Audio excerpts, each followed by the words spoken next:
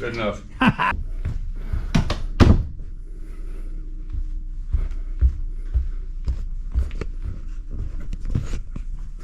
I am so stoked. Welcome back to the channel. Dane Scott from Dane Scott's Truckers Lounge. This is crazy. I'm telling you, this guy Herb Kelly's welding and fabrication, he's done work for me for decades. He's incredible. Look at this bracket.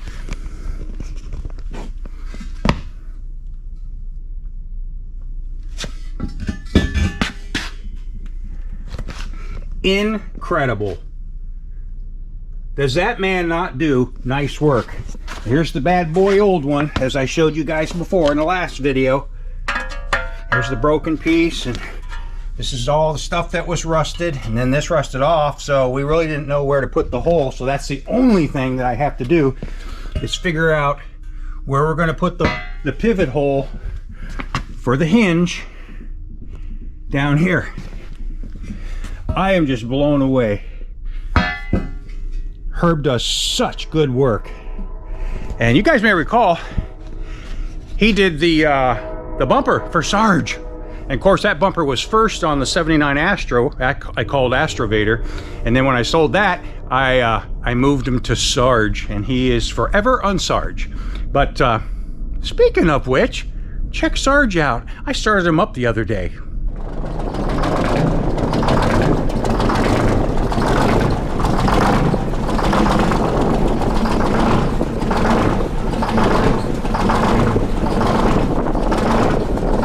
Sarge is so cool. And I know I don't like having him outside, but he's tough. He can take it.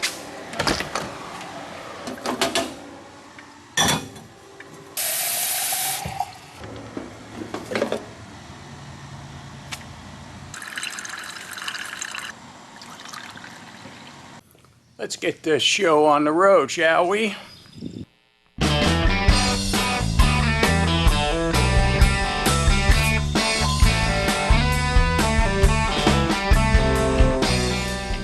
All right, let's get back on this cab hinge, and I'll show you what I'm doing. I've got the new, I'm going to call it a hinge support, because that's what it is, but I've got it back in here, and I got two bolts holding it up, and the one around the corner, which is on the other side of that, on the top right-hand side of the doghouse, helps hold it, and then this right here goes up somewhere back there as a side brace, but I don't need that right now. But the problem is that it's all installed. But look, I'm too far out to get my measurement of the holes that I got to cut in the support at the bottom where it's going to pivot. So if you look, yeah, we're definitely out. We shouldn't be out like that. So what I'm going to do is I'm going to put a come along here on the corner exhaust brace and pull back on it until we get it in line. And then once it's back, I can mark those. I can mark the hole that's supposed to go in there, and then I can drill the holes, and then we'll have to round off this. Kind of, let's see if I can get you in there. Okay, yeah. It's going to have to be rounded off on both the inside side and this side, so it'll swivel in the yoke there. And I've got a machine shop that I use here, who also does awesome work. They've done several projects for me. They're making bushings. So, there goes my light. It ain't broke, but it's still working. So this is kind of the type of bushing that they're making for me, except this part's going to be a lot longer because it's going to go through the yoke and the hinge, and there's going to be a grease fitting on it. And then we'll maybe drill a hole in the 2x2 tubing to make access to it. I don't know how I'm going to do that yet, but we're getting close. Check this out. The other hinge is in great shape. I'm hoping you can see it here without getting a light. This camera's pretty good at showing that. All right, let's use the light. Okay, so let me light it up. Everything looks pretty darn good up there. I scraped it off. I think the muck saved it. So this hinge looks pretty darn good. I've wetted it down with penetrating, you know, what do you call that stuff? Blaster. So just to make sure, but it was already up once and I don't see any damage, so it's working. The other thing is, I did, now I had to, because everything's froze up here, and I'm not going to be using shutters. This truck's not working, it's not going to be out in the winter. So I had to cut off the actuating rod, and see if I can do it by hand here. See, yeah. I got those working, just going back and forth with them. So the shutters work, and of course I'll want them open. But so that's the progress so far today. I've got to finish doing my drawing for this right now. I'm waiting for the hinge to come back. I took it to the shop that I have do the machine work, and they made me bushings for each side of this, and I'll show you those when I get them here later this morning. And then the bolt will go through it and through the hinge, and they're going to round off the bottom of that 2x2 tubing so that it will rotate in the pocket okay. And I think we'll be good to go. Then we can get to looking at the engine. Get a come along to pull back on the cab, because when I put the hinge in, the hinge was too far forward in this, and what had happened was when it broke, the cab pushed forward, and so it was tweaked still a little bit. So I had to jack up just a little bit to relieve the pressure while the hinge was in the socket, and then pull back on the cab. Mr. Wizard jacked that back for me, and we came back about a ½ an inch, and that lined it up perfect. Well, will you looky there? It's a tilted cab. How did that happen? Holy cow! Well, I'll tell you how that happened. That nice new hinge support's all been fabricated and installed. I just got to put the 45-degree one up to there support. The hinge bushings I had made worked perfect. Works like a champ.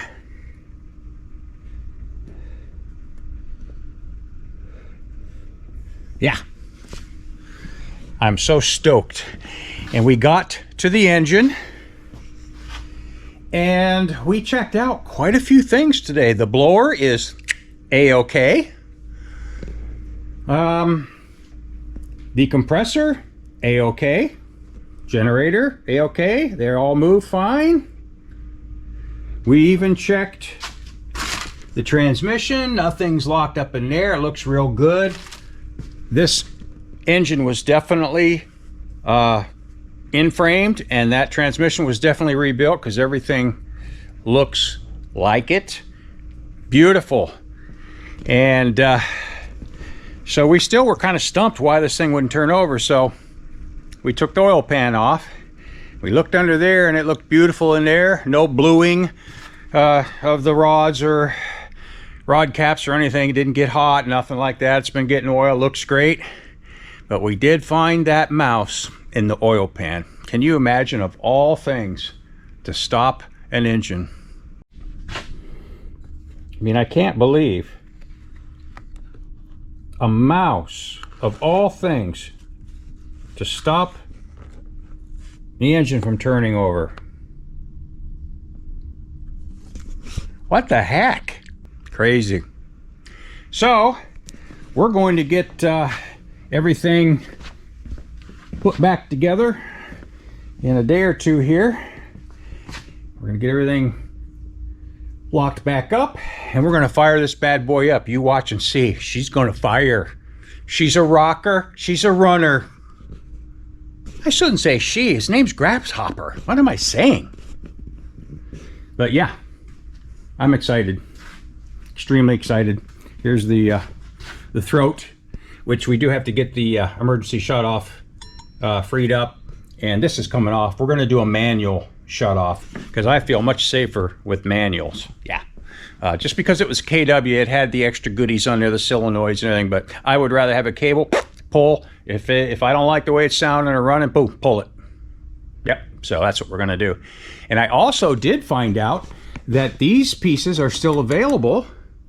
The bell and whatever you want to call that part of it, maybe that's called the bell, that the exhaust will go down, and the 4-inch exhaust, and these, of course, are available. I just put them on the 79 kW, if you guys will recall.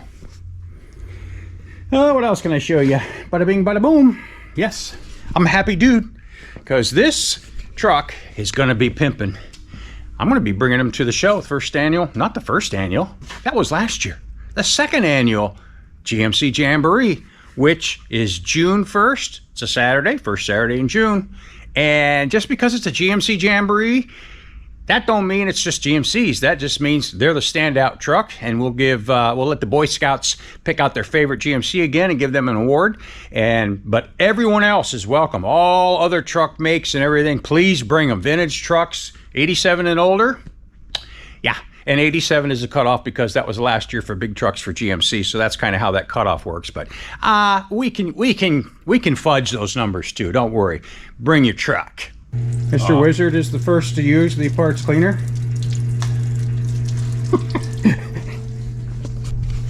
What a day! All because of a mouse. Okay, so since we're going to be putting things back together, I've got to get these airbox covers all degreased. We got my new old parts washer up and running, just like that.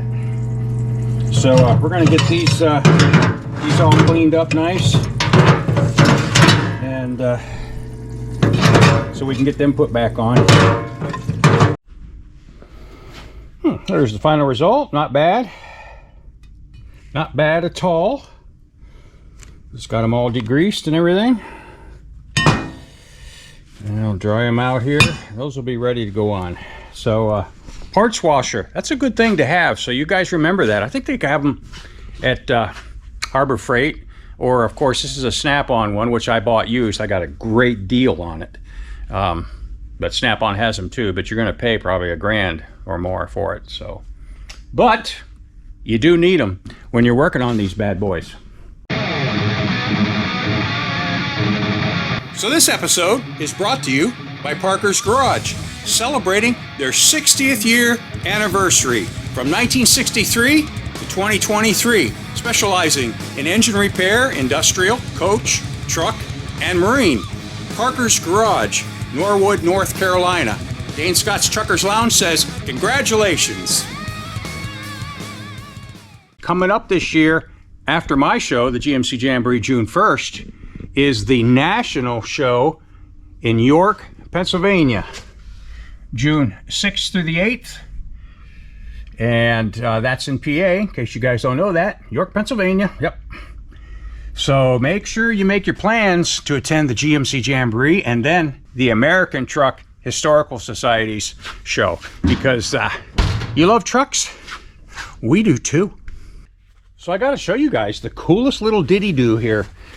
These are on eBay, and I didn't think they were available anymore, but these old school shift handles. Is that not bad to the bone?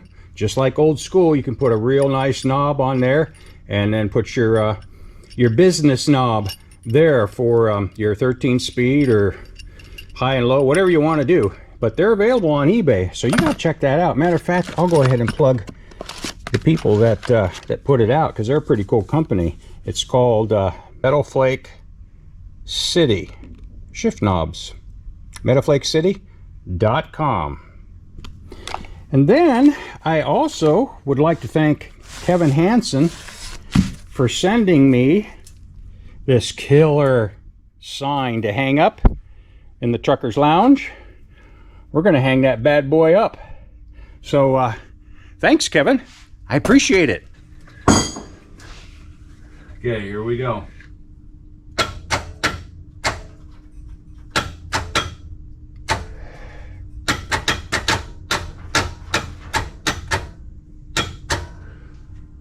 Started on turn though. Okay, guys and gals and guys. On to what the real problem is with locking this motor up. It's not the motor, it's the starter. And if you recall, yeah, I got oil on my... Hey, it goes with the territory. Anyway, as you recall, when we tried to start this, we had to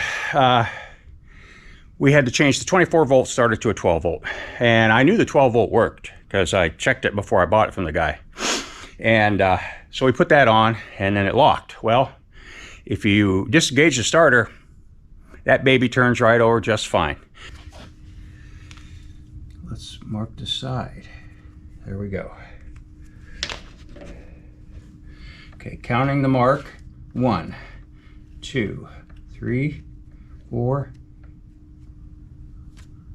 5, 6, 7, 8, 9, 10, 11. Okay, and I said 11 on this one, right? Counting the mark. 1, 2, 3, 4, 5, 6, 7, 8, 9, 10, 11. There's the mark. Yeah, they're both 11. So I don't know, maybe this is not engaging or it's not lined up right, or it does make a clicking noise. I don't know why. This one don't.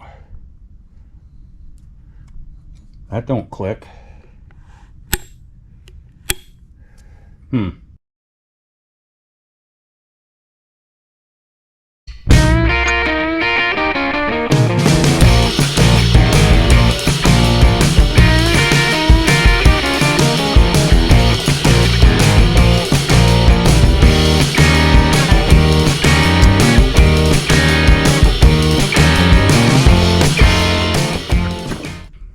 So the no start problem, or the locked up problem, was the starter that we bought. The 12 volt starter we bought to put on it was binding. And there's a bunch of mouse crap and stuff in that N.A.S. in there too. That might have contributed, we don't know. But we're getting ready to fire this bad boy up because we got us a new starter in there. Delco, brand spanking new. No rebuilds. Correction, we're about to just turn it over to make sure the starter's going to turn it over. We can't fire it up yet till we get the gaskets and stuff. Ready? I'm ready. Look at that. Look at that.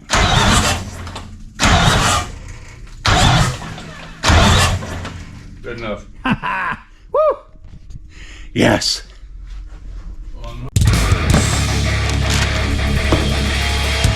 This video is brought to you by BRUNT, transforming high-performance workwear.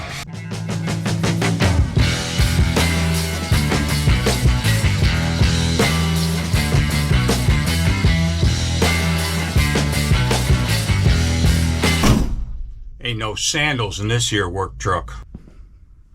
Welcome back. I cannot believe another work of art from Kelly's Welding and Fabrication. Wait till you see this, and so fast. He does excellent work. Dun da da! Look at that bad boy. Brand spanking new bumper. You guys saw how bad this bumper was. This wasn't ever going to be used again. And look at this. And look at the ends. Is that not incredible? I am so stoked. And it's aluminum.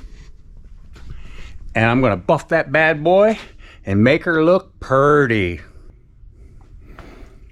So I just set it up here with just a couple of the old bolts just to see how it's gonna look. Oh man. Oh man, I am so stoked. Is that not awesome? Yeah, it is. This just, man, that's just awesome. Yes, sir. Grasshopper's starting to pimp already. I'll show you guys a quarter that I found in the truck cab. Grasshopper is a 1966 Kenworth, and look at the date on that quarter if you can see it. 1967. I found that in the passenger side, and it was so disgusting you couldn't even tell what it said. So I had to use steel wool, our friend steel wool, on it and get it cleaned up. So I'm going to keep that as a little souvenir.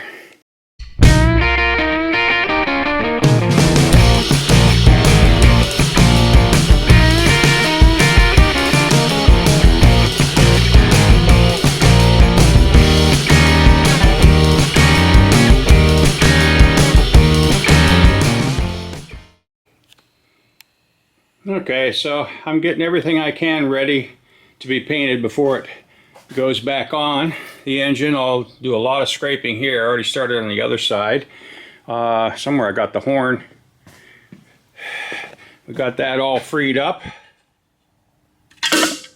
Bada bing, bada boom. Took off the solenoid, and we'll just direct cable it, because a cable is a lot more dependable. Bada bing, bada boom. Look what we've been doing today. Oh, have I said my favorite color is alpine green lately? If I haven't, you guys know. Yeah. Detroit Diesel alpine green, baby. Yeah, we got started under here today too. We don't mess around here. We like Detroit Diesel. Okay, guys and gals and guys, this is the business section of the episode. Take care of shows and subscriber rides if we have them for sales, and also the show flyers and whatnot. So what we have this week is, first of all, we have an FLC Freightliner flat top 60-inch sleeper for sale, and there's a number there to call, and I believe the man wants $3,500 for this. That's a nice sleeper, and you can check out these pictures, and I'll kind of place them around here, and you take a look. If you like that, if you're looking for something like that, then give the number a call and work yourself out a deal. Next up, I'm going to promote a couple shows. First of all, of course, is the GMC Jamboree, my show here in Conneaut, Ohio, which we've already spoke about, June 1st. And then there's two shows, but they're in different parts of the area. Up in, let's see, this is Bangor, Maine. So this will be the springtime truck and tractor show at 977 Odeland Road in Bangor, Maine, and that is on Saturday, June 22nd. And the man you want to call for more information on that is Douglas Wayfield. And call the number at 207-356-2237. Again, Spring Truck and Tractor Show in Bangor, Maine, June 22nd. Call Doug or Tom at 207-356-2237. And then also that same weekend, but here in Ohio, Ashland, Ohio, this year is the Ohio Vintage Truck Reunion. That is now on the fourth weekend of June, which is the 21st and 22nd at the Ashland County Fairgrounds. And each day it's from 8 a.m. to 4 p.m. And on Saturday, they take like a little convoy to go eat a meal at a restaurant about 20 minutes away, if you like that. And then Sunday, of course, is the second day of the show, and I'm there usually every year, and I feature an episode just on that show.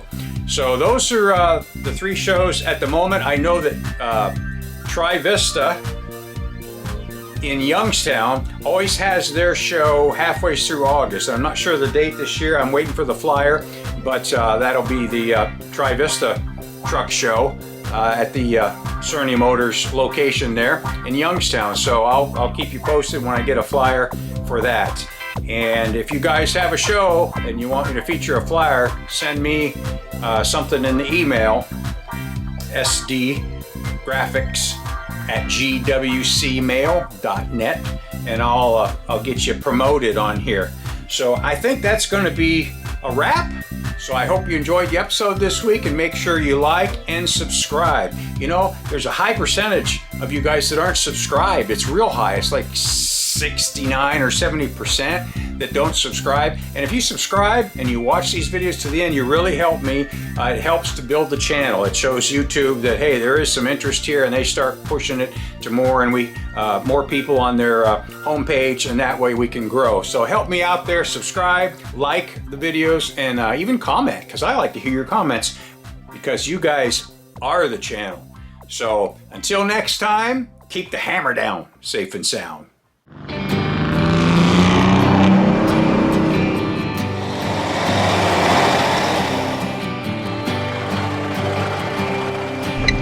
Ready to rock there, Colombo? Yeah, thank you.